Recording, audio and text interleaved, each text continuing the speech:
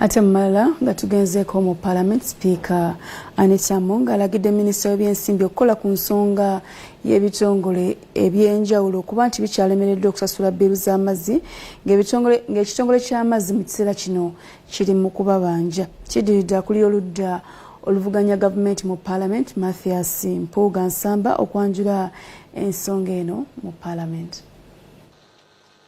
Akulira oludda olwabula gavumenti mu Parliament Mathias Nsamba Mpuuga alumiriza ebitongole bya gavumenti ebiwerako obutasasula biiru z'amazzi gebikozesa okuva mu kitongole kya National Water and Sewerage Corporation. Mpuuga mu bujulizi bwayanjulidde Parliament annyonnyodde nti ebitongole okuli eky'amakomera, amagye, ekitongole kya poliisi, amalwaliro ga gavumenti agawerako okuli erya Masaka Regional Referral Hospital, Hoima Regional Referral Hospital n'ebitongole ebirala bituukirwako ensonga eno. And the claim by National Water is that they cannot do any expansion.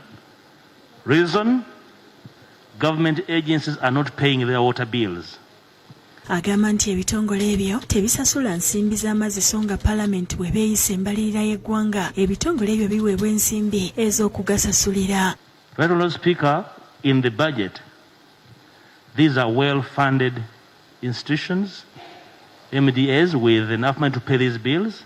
They haven't paid. When I checked up close, they owe National Water up to 50 billion in unpaid bills.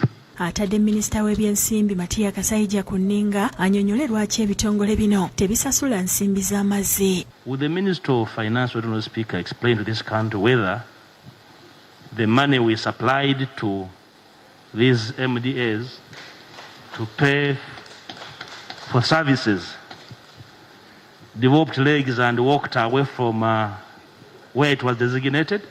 Omumyuka owookusatu owa Ssaabaminisita Hajat Rukia Isanga Nakadama asuubiza Parliament nti Minisita w'ebyensimbi wa kugenda mu Parliament sabbiiti ejja annyonnyole. We are going to look into this matter and I will summon the ministry.